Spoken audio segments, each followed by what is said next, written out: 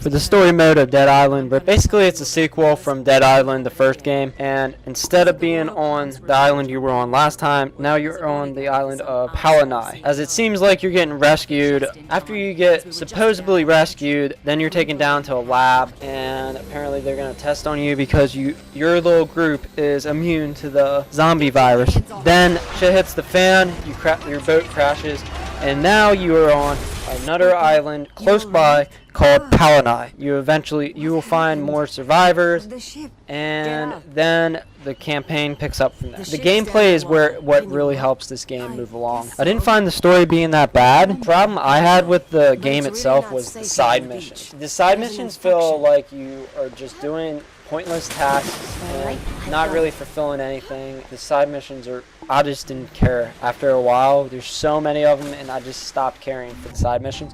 But the main story is okay, and it's good enough to keep you playing throughout the whole game. Hey, do we look like goddamn guinea pigs to you? I'm a citizen of the USA, man. I got motherfucking rights.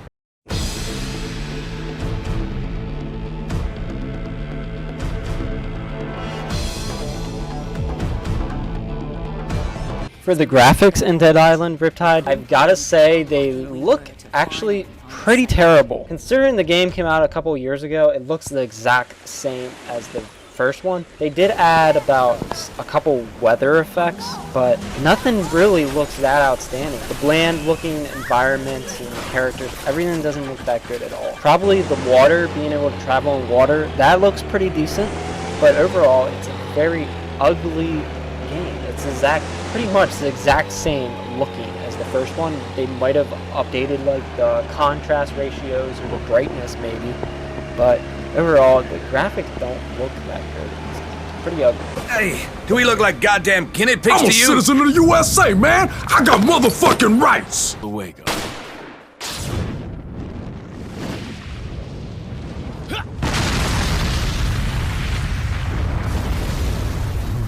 Probably the most fun that people are going to have in this game is the gameplay itself. The story mode is okay.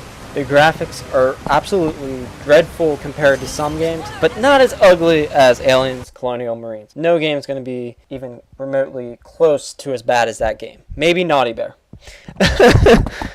I haven't completely finished the first Dead Island, so this one I actually had a lot of fun with, actually. The first one had so many bugs and little things. It threw me off. I didn't want to finish it.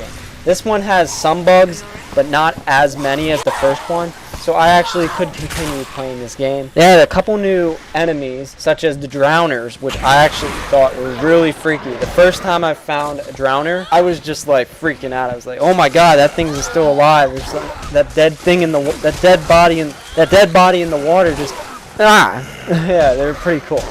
And another thing I really liked is when you're driving a vehicle, it's pretty cool that you get to just run. I just like driving and knocking over zombies. That's actually some of the most fun I had in the game.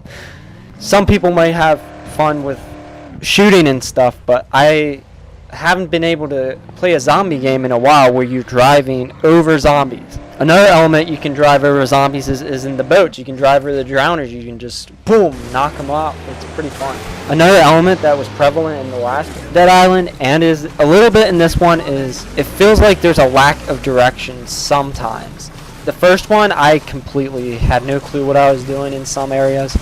In this one, it seems to be better, but I still sometimes feel like there's still a little bit of lack of direction. When playing co-op with friends, it's a lot more enjoyable than just by yourself. You can tell it was made for co-op, and it's very enjoyable to play with friends. There's also a leveling up system for your weapons, which is really fun because I love Ratchet and Clank. I love Dead Space 3. I love the leveling up in this game. It's pretty fun. For a game that does not have any difficulty levels, it actually has a pretty decent balance, I felt, with the enemies. But sometimes you can get overwhelmed also, and you can die a lot.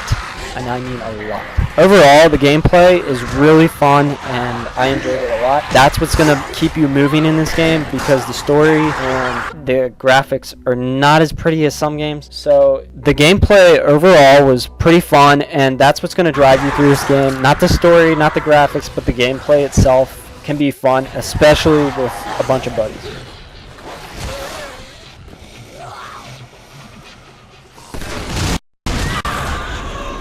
Hey, do we look like goddamn guinea pigs I'm a to you? citizen of the USA, man. I got motherfucking rights. So overall, this game was pretty fun. Basically, if you don't like the gameplay, you're not going to like this game. It kind of has that Borderlands when shooting. It's pretty awesome because it's almost exactly like Borderlands when you're shooting. There's an awesome skill tree table. This game is either for zombie killing lovers. This game is for people who love to kill zombies, or if you like the first Dead Island game, I would definitely recommend buying it right away. If you didn't like the first Dead Island game, I would wait for the price to drop, or at least rent the game. Overall, it's a lot better of a package than the first. If you're not into zombie games, then all I can say is you're probably not going to like it because there's a lot of zombie killing and a lot of blood. Thank you guys for watching. If you liked the review, thumbs it up. I will have gameplay and walkthrough videos on this if you guys want it.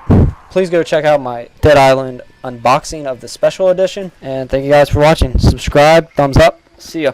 Hey, do we look like goddamn guinea pigs I'm a to you? citizen of the USA, man. I got motherfucking rights.